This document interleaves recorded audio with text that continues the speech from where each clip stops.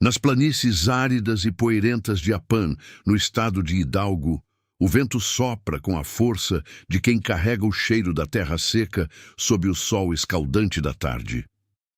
Foi nesse isolamento rural que Heriberto Lascano deu seus primeiros passos no mundo. Nascido em uma família humilde, marcada por privações constantes, ele cresceu sob a sombra da escassez, realidade que moldou seu caráter de forma definitiva. Desde muito jovem, Heriberto demonstrava um inconformismo com o destino comum dos filhos daquela região. Havia nele uma ambição feroz de transcender a invisibilidade social imposta pela pobreza extrema. Essa busca por identidade e poder o levou a procurar propósito nas fileiras rigorosas das instituições militares do país. Ao completar 17 anos, Heriberto ingressou no exército mexicano, buscando uma estrutura que desse sentido à sua existência. Ele jurou lealdade à bandeira com uma seriedade que chamava a atenção de seus pares. Ele via na disciplina da caserna o passaporte para uma vida de respeito. O jovem soldado destacava-se pela frieza e capacidade técnica, atraindo o olhar de seus oficiais superiores. Heriberto não era apenas mais um recruta na multidão. Possuía uma determinação gélida que o diferenciava de qualquer outro soldado de sua idade. Seu desempenho excepcional lhe rendeu um convite para o prestigiado Grupo Aeromóvel de Forças Especiais, o GAF. Ali, sua formação tornou-se uma forja de guerra brutal. Ele foi submetido a treinamentos de inteligência, contra-insurgência e operações psicológicas, sob a tutela de especialistas estrangeiros. O exército moldava Heriberto para ser uma ferramenta de precisão letal, aprendendo a desaparecer nas montanhas e selvas. Ele dominou a arte das emboscadas e a resistência mental necessária para não quebrar sob pressão. O GAF transformou o menino pobre em um operador de elite, preparado para ser o escudo do Estado contra o narcotráfico que assolava o México. Contudo, enquanto Heriberto se tornava um mestre na arte da morte, seus olhos notavam as rachaduras no sistema que jurara defender. A rotina exaustiva contrastava amargamente com os soldos baixos e o descaso institucional. Antes de continuarmos, inscreva-se no canal e nos conte nos comentários de onde você está assistindo. Nas ruas, ele via generais sucumbirem ao ouro dos cartéis, fascinados por relógios caros e carros blindados, enquanto soldados da linha de frente mal sustentavam suas famílias.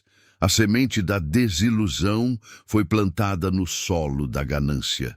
O luxo ostentado pelos chefões do crime começou a parecer uma oportunidade de ouro. A lealdade, antes um pilar inabalável, corroeu-se sob o peso da corrupção que permeava o México. A ruptura definitiva ocorreu em dezembro de 1998, quando o soldado modelo decidiu que suas habilidades eram valiosas demais para um governo ingrato.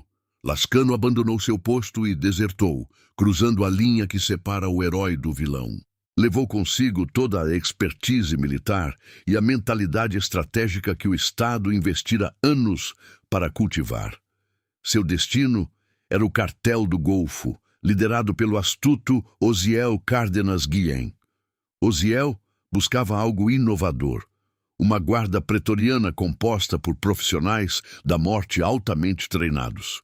Heriberto tornou-se o braço direito ideal, um executor que trazia a organização militar para o caos do crime organizado. Com sua chegada ao submundo, uma nova era de violência surgia no horizonte. Ele já não era o sargento disciplinado, transformava-se em algo sombrio e imparável. A transição para o crime estava agora completa. Nas sombras das frequências de rádio, o código usado para identificar oficiais de elite ecoava de forma sinistra. A letra Z, outrora símbolo de distinção militar, passaria a ser a marca registrada de um rastro de sangue. Lascano mostraria que a disciplina da guerra a serviço do mal construiria um império de terror. O nascimento dos Zetas estava prestes a mudar a história do país, transformando o antigo soldado no carrasco supremo de uma nação. A sombra do alfabeto começava a cair sobre o México. A deserção de Heriberto Lascano não foi um ato isolado de rebeldia, mas o primeiro movimento coordenado de uma engrenagem que mudaria a face do crime no México para sempre. 13 outros soldados de elite, forjados no fogo do Grupo Aeromóvel de Forças Especiais, decidiram seguir seus passos, abandonando a farda e o juramento à pátria por um propósito lucrativo e sombrio. Esses homens, conhecidos como os Primeiros 14, tornaram-se o núcleo de uma organização sem precedentes. No rádio, as frequências antes usadas para coordenar resgates passaram a carregar ordens de execução e logística de contrabando.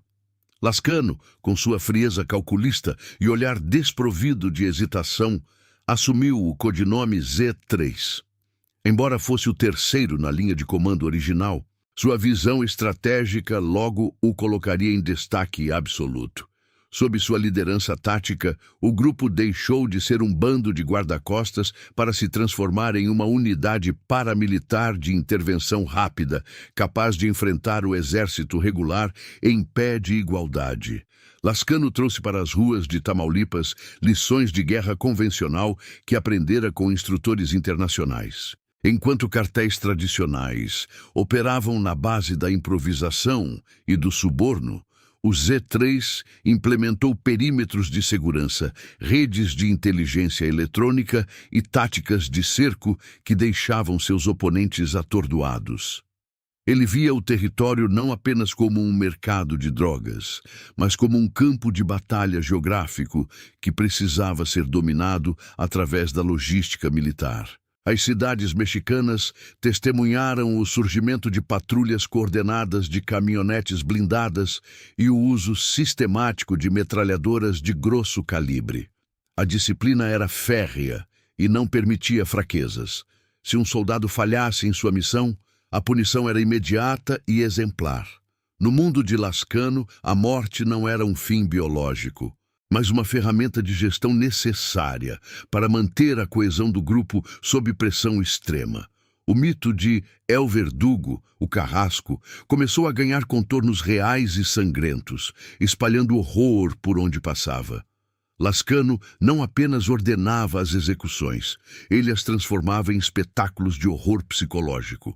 A tortura tornou-se, sob seu comando, uma forma cruel de marketing de guerrilha. Ele compreendeu que o medo paralisa as instituições de forma muito mais eficaz do que as próprias balas.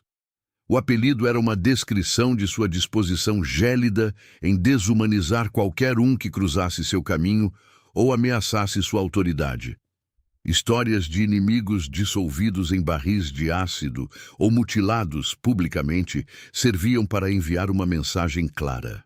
Ludzetas buscavam a submissão total através do terror absoluto.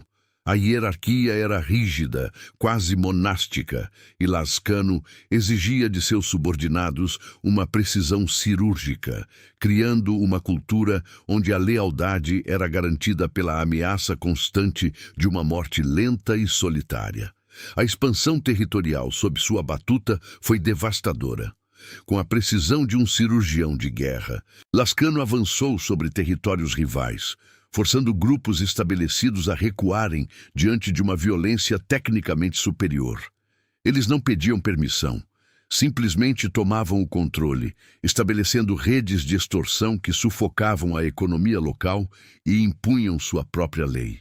Cada nova praça conquistada era imediatamente fortificada com a lógica de uma zona de conflito internacional.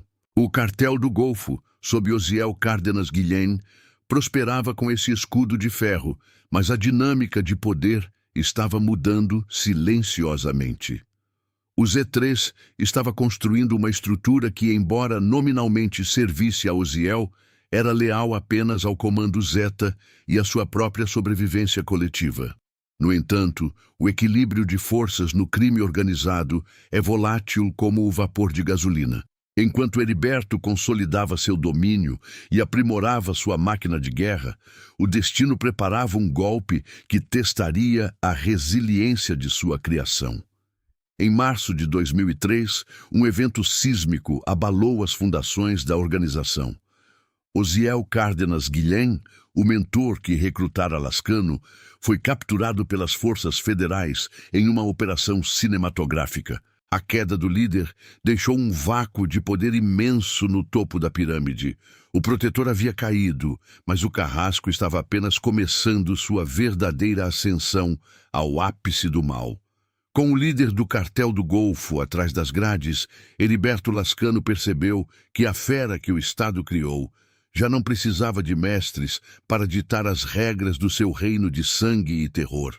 A prisão de Osiel Cárdenas Guilhem em 2003 não foi apenas uma baixa significativa no cartel do Golfo. Foi o sinal que Heriberto Lascano esperava para desferir o golpe de mestre que mudaria a estrutura do crime organizado no México. Com o mentor original atrás das grades, o cordão umbilical que prendia os antigos guarda-costas aos seus patrões foi definitivamente cortado. Lascano, agora agindo com a autoridade de um general em campo, declarou a independência total de Los Zetas. Eles não eram mais subordinados, eram uma potência autônoma, uma máquina de guerra que agora ditava suas próprias regras e cobrava seus próprios tributos. A ruptura foi marcada por uma violência cirúrgica, onde Lascano utilizou sua inteligência militar para neutralizar antigos aliados que tentaram resistir à sua ascensão absoluta. O Z3 tornou-se o senhor de um império paramilitar que operava com uma eficiência que o governo mexicano jamais vira. Nesse novo cenário de poder, Lascano transformou-se em um fantasma onipresente. Enquanto outros líderes de cartéis buscavam a adoração das massas com festas luxuosas e exibições públicas, o Verdugo optou pelo isolamento e pela invisibilidade total. Sua paranoia, forjada no treinamento de contra-inteligência, ditava cada um de seus movimentos estratégicos. Ele raramente era fotografado, e as poucas imagens existentes eram granuladas e antigas, tornando-o uma figura mítica e quase sobrenatural para a população civil. Lasca nunca dormia na mesma residência por mais de uma noite e seus círculos de segurança eram compostos por anéis concêntricos de desertores de elite, homens que juraram morrer antes de permitir que seu líder fosse capturado. Ele era a voz sombria que emanava dos rádios de comunicação, uma presença que todos sentiam, mas que ninguém conseguia localizar. A lenda negra de Lascano foi alimentada por histórias de uma crueldade que desafiava a compreensão humana. Dizia-se que, em seus ranchos fortificados, ele mantinha um zoológico particular composto por leões e tigres de Bengala. Esses animais não eram meros símbolos de status, mas instrumentos ativos de sua justiça implacável. O boato de que o Z3 alimentava seus felinos com a carne de inimigos ainda vivos espalhou-se como um incêndio, criando uma aura de terror que paralisava qualquer tentativa de dissidência. Se essas histórias eram fatos reais ou construções deliberadas de sua máquina de propaganda psicológica, o resultado era o mesmo. O medo de enfrentar o Verdugo era superior ao medo da própria morte. Sob seu comando, o sadismo militarizado tornou-se uma ferramenta de gestão estratégica. Sempre à frente de seu tempo, Lascano foi o pioneiro na utilização da internet como um campo de batalha psicológico devastador. Sob sua direção, Los Zetas foram o primeiro grupo criminoso a usar as redes sociais e blogs para divulgar vídeos de execuções brutais em massa. Decapitações e mensagens escritas em cadáveres expostos em pontes tornaram-se o cartão de visitas da organização no mundo digital. O objetivo era claro: desumanizar o oponente e mostrar ao Estado que a lei dos Zetas era a única que prevalecia no território. Cada vídeo postado era uma declaração de guerra contra a sociedade civil. Uma exibição de força que visava quebrar a vontade de resistência do povo mexicano e das instituições de segurança, que assistiam horrorizadas à transformação do país em um cenário de horror público e digitalizado. A diversificação do crime foi outro pilar fundamental de seu império crescente. Lascano percebeu que o tráfico de drogas era apenas uma faceta do lucro potencial. Sob sua liderança, Los Zetas passaram a operar como uma corporação predatória transnacional. Eles implementaram o sistema de extorsão em massa, cobrando taxas de comerciantes, mineradoras e até de autoridades locais. O sequestro de civis e o tráfico de migrantes tornaram-se fontes de renda tão lucrativas quanto a cocaína. Eles transformaram o território nacional em uma rede de exploração humana, onde cada pessoa sob seu domínio era vista como um recurso a ser extraído através da dor. O modelo de franquia Zeta permitia que células menores usassem o nome do grupo para espalhar o terror, garantindo que o nome de Lascano fosse sussurrado com pavor em cada esquina. No entanto, o auge do poder trouxe consigo o veneno da desconfiança interna. A disciplina militar que Lascano tanto prezava começou a sofrer sob o peso da ambição de seus subordinados mais violentos. Miguel Trevinho Morales, o Z40, um homem que não vinha das fileiras militares, mas que possuía uma sede de sangue incontrolável, começou a ascender rapidamente na hierarquia. A tensão entre o estilo calculista e invisível de Lascano e a brutalidade impulsiva e ostensiva de Trevinho criou uma fissura profunda no seio da organização. Entre os capitães e generais da letra Z, sussurros de traição começaram a circular com frequência. A lealdade, antes o cimento que unia os primeiros 14, estava sendo corroída pela ganância. No horizonte do império da crueldade, as nuvens de uma guerra civil interna começavam a se formar, e o trono de El Verdugo nunca pareceu tão vulnerável. O cerco começou a se fechar não apenas por fora, mas pelas entranhas da própria organização que Heriberto Lascano esculpira com sangue e pólvora. Enquanto o governo mexicano, sob pressão internacional e com apoio tático dos Estados Unidos, elevava o Z3 ao status de inimigo público número 1, o mundo de Lascano encolhia de forma drástica. As recompensas multimilionárias oferecidas por sua captura transformaram cada aliado em um traidor em potencial à espreita nas sombras. O homem que outrora comandava um exército de elite via sua fotografia estampada em cartazes de procurado por todo o continente. A inteligência militar, refinada por anos de cooperação estrangeira, começou a mapear os movimentos do Verdugo com uma precisão cirúrgica que ele mesmo ensinara aos seus subordinados em tempos de farda e lealdade institucional. No entanto, a maior ameaça à soberania de Lascano não vinha dos fuzis da Marinha, mas da ambição desenfreada de seu próprio círculo interno. A dualidade entre a disciplina militar de Lascano e a psicopatia impulsiva de Miguel Trevinho Morales, o temido Z40, rompeu-se em uma guerra civil devastadora. O que antes era uma estrutura monolítica fragmentou-se em facções fratricidas e violentas. Trevinho, que nunca servira ao exército e desprezava a hierarquia rígida dos antigos gafes, iniciou uma campanha de purificação interna cruel, eliminando capitães leais a Lascano sob qualquer pretexto de incompetência ou dúvida. O solo mexicano tornou-se o tabuleiro de um jogo macabro onde zetas matavam zetas. Lascano assistia ao desmoronamento de seu império, vendo seus generais de confiança caírem um a um, seja por balas inimigas ou por execuções internas traiçoeiras.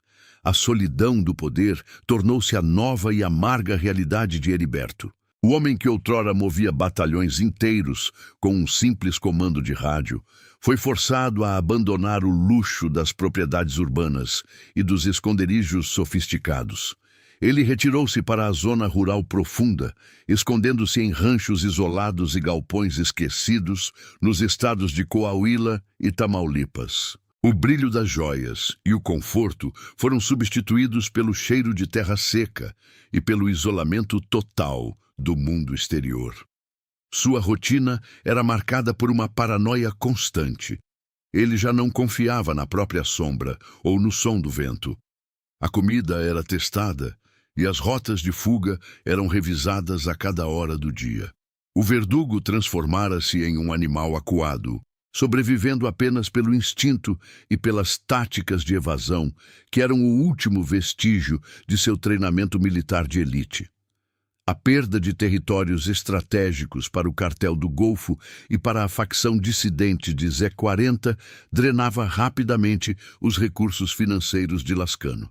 Sem a logística das rotas internacionais de tráfico e com seus capitães mais experientes sendo caçados impiedosamente, ele perdia o controle sobre a máquina que ajudara a criar.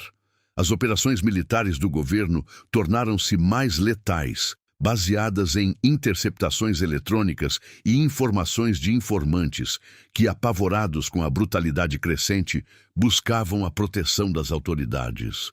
O cerco estava tão apertado que Lascano passou a viver como um nômade dentro de seu próprio território, cercado apenas por um punhado de homens que mantinham uma lealdade desesperada e suicida ao antigo comandante. Ele era agora um rei sem coroa em um reino em chamas e ruínas. Apesar da vigilância extrema e do risco constante, Lascano mantinha uma paixão humana que se provaria ser o seu derradeiro calcanhar de Aquiles, o beisebol. Mesmo vivendo como um fantasma invisível, ele não resistia à tentação de frequentar pequenos jogos em comunidades rurais isoladas, acreditando piamente estar seguro sob o anonimato da poeira e do sol forte do interior. Foi essa falha humana, esse desejo de normalidade, que forneceu a pista definitiva para a inteligência da Marinha. Um descuido na segurança pessoal durante uma dessas visitas a um campo de beisebol em Coahuila permitiu que as autoridades identificassem um padrão fatal em seus deslocamentos. A Marinha do México, agindo com uma discrição absoluta para evitar qualquer vazamento, começou a posicionar suas peças no tabuleiro. O verdugo estava agora sob observação constante e silenciosa. O destino final de Lascano estava sendo selado em uma mesa de operações táticas, enquanto ele ainda acreditava estar um passo à frente de seus perseguidores. O confronto final não seria uma grande batalha campal entre exércitos, mas um encontro súbito, seco e violento que encerraria uma era de terror sem precedentes na história do crime. A tensão no ar em Coahuila era quase palpável, como o silêncio pesado que precede uma tempestade de areia no deserto. Lascano, o mestre da estratégia, da inteligência e do medo, estava prestes a descobrir que, no jogo do poder absoluto e da traição, o erro mais ínfimo é o que precede a queda definitiva. O domingo comum de outubro, que se aproximava, carregava o peso de todos os pecados cometidos, e o carrasco encontraria seu julgamento final em um campo de jogo poeirento. O sol de domingo em progresso, no estado de Coahuila, não trazia qualquer presságio do sangue que mancharia a poeira daquela tarde de 7 de outubro de 2012. Heriberto Lascano, o homem que transformara o México em um tabuleiro de guerra paramilitar, buscava um breve refúgio na simplicidade de um jogo de beisebol, uma de suas poucas paixões humanas que ainda restavam. Para os moradores locais, ele era apenas mais um espectador anônimo sob o sol escaldante, mas para a inteligência da Marinha do México, ele era o alvo prioritário de uma operação de vigilância silenciosa que durava semanas. O plano da SEMAR era agir com uma precisão cirúrgica, cercando o perímetro do campo de jogo para evitar que o círculo de segurança do ZT-3 tivesse tempo de reagir e transformar a pequena comunidade em um campo de batalha civil. No entanto, o instinto de sobrevivência de Lascano, refinado pelos anos de treinamento de elite no GAF, Percebeu a sutil mudança na atmosfera antes mesmo que a primeira patrulha militar se tornasse visível aos olhos comuns. A calmaria dominical foi estilhaçada com a brutalidade de uma granada de fragmentação. Quando as unidades da Marinha iniciaram a abordagem, o Verdugo não optou pela rendição silenciosa. Em uma demonstração final da tática militar que ele mesmo ajudara a implementar nos quartéis, Lascano e seus guarda-costas mais leais abriram fogo pesado para tentar abrir um corredor de fuga desesperado. O ar seco de Coahuila foi preenchido pelo som ensurdecedor de fuzis automáticos e pelos gritos de pavor dos civis que buscavam abrigo desesperadamente. Lascano saltou para dentro de uma caminhonete branca, empunhando um lança-granadas com a destreza técnica de quem nunca esqueceu as lições de artilharia pesada do exército. Enquanto o veículo acelerava pela estrada poeirenta, ele disparava contra os blindados militares, em um último ato de resistência cega contra o Estado que outrora jurara proteger com a própria vida. O confronto foi um redemoinho de pólvora, metal retorcido e gritos, terminando tão abruptamente quanto começou quando o veículo de fuga foi imobilizado pelo fogo cruzado implacável dos fuzileiros navais. Durante a troca de tiros final, a sorte de Heriberto Lascano finalmente se esgotou. Atingido por disparos fatais de alta precisão, o líder de Losetas tombou sem vida ao lado da caminhonete, seu corpo repousando sobre a mesma terra árida que ele dominara através do terror por mais de uma década. No calor imediato do combate, os oficiais da Marinha não celebraram. Eles ainda não tinham plena consciência de que haviam abatido o homem mais procurado do país. O cadáver não ostentava as joias exuberantes ou as vestes extravagantes comuns aos barões das drogas. Lascano parecia um combatente comum, um soldado raso da guerra que ele mesmo iniciara. Sem documentos de identificação claros e com a área ainda sob risco de contra-ataque iminente, o corpo foi recolhido com rapidez e transportado para uma funerária local, na cidade vizinha de Sabinas, onde permaneceria sob uma guarda discreta enquanto os procedimentos forenses básicos eram iniciados. Foi no silêncio daquela noite que a magnitude do evento começou a ganhar contornos oficiais e históricos. Em um laboratório improvisado, peritos criminais analisavam minuciosamente as impressões digitais e os traços fisionômicos do homem morto. O cruzamento de dados com os antigos arquivos do GAF revelou a coincidência absoluta. As medidas biométricas, as cicatrizes registradas em seu prontuário militar e o DNA confirmavam que o corpo na mesa de necropsia era, sem qualquer sombra de dúvida, Heriberto Lascano. O choque percorreu as altas esferas do governo mexicano e das agências de inteligência internacionais. O anúncio da morte de El Verdugo foi preparado com uma mistura de triunfo e cautela, sendo divulgado nas primeiras horas da manhã seguinte. A nação e o mundo assistiam incrédulos às imagens do corpo do carrasco, um troféu de guerra que simbolizava o fim de uma era de impunidade absoluta e brutalidade sem precedentes. A estrutura de Losetas parecia ter sido finalmente decapitada em seu centro nervoso mais vital. Entretanto, o roteiro dessa queda guardava uma reviravolta sombria que desafiaria a lógica e a segurança do Estado mexicano. Poucas horas após a confirmação pública da identidade de Lascano, enquanto o país ainda processava a vitória sobre o terror, as sombras voltaram a agir com uma ferocidade renovada.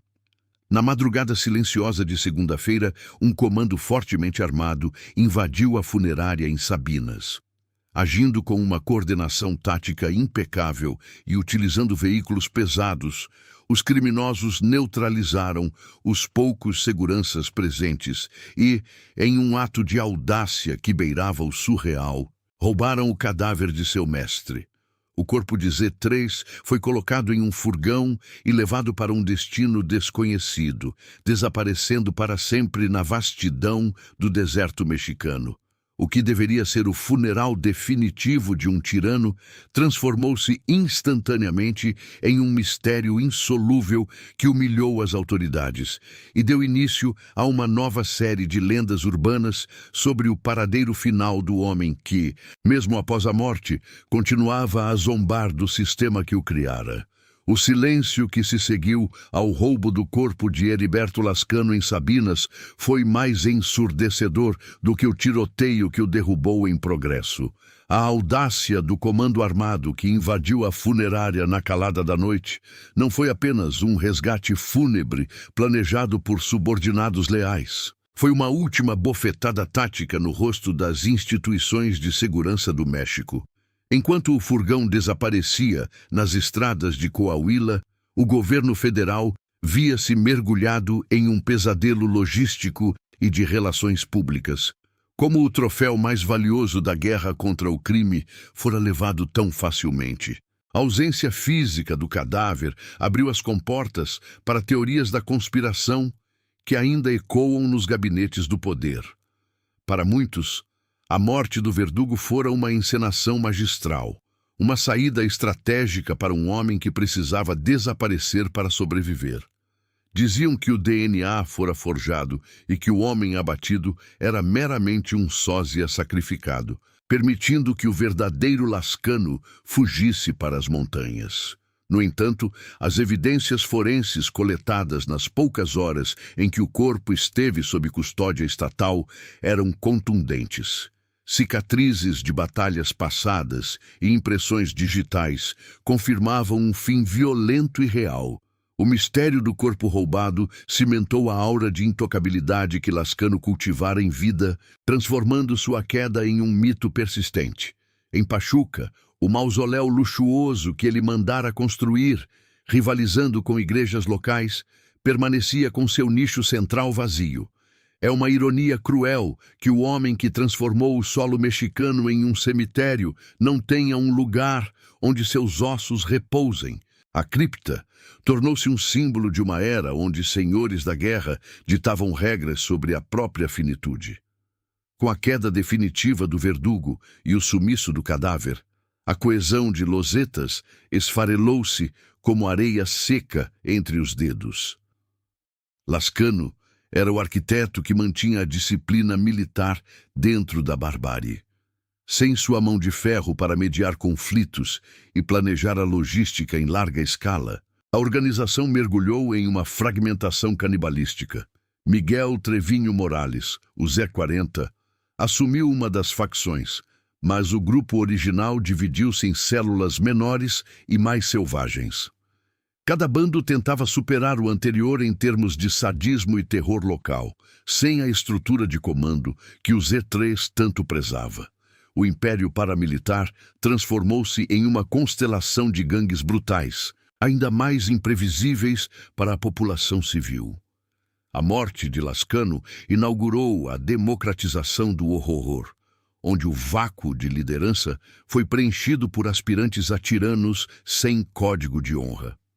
Ao refletirmos sobre a trajetória de Heriberto Lascano, emerge uma conclusão sombria sobre a dualidade humana e a falha sistêmica. Ele não nasceu monstro. Foi forjado pelo próprio Estado para combatê-los. O jovem Diapan, que jurou lealdade à bandeira no GAF, representava a elite da inteligência nacional, treinado para proteger a ordem. A transição de protetor a predador implacável é o lembrete de que o poder absoluto, quando temperado com a corrupção, converte disciplina em crueldade e inteligência em estratégia para o mal absoluto.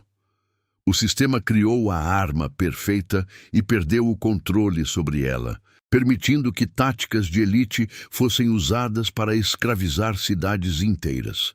O legado de cinzas deixado por Lascano é uma cicatriz profunda no tecido social do México, uma marca que o tempo dificilmente conseguirá apagar por completo. No fim, o nome de Heriberto Lascano permanece gravado no medo, sussurrado por aqueles que sobreviveram ao seu reinado de sangue. O mistério do cadáver roubado é o epílogo perfeito para uma vida de traição e violência extrema. No submundo, onde a lealdade é um mito de curta duração, o destino final do carrasco foi o esquecimento envolto em infâmia eterna.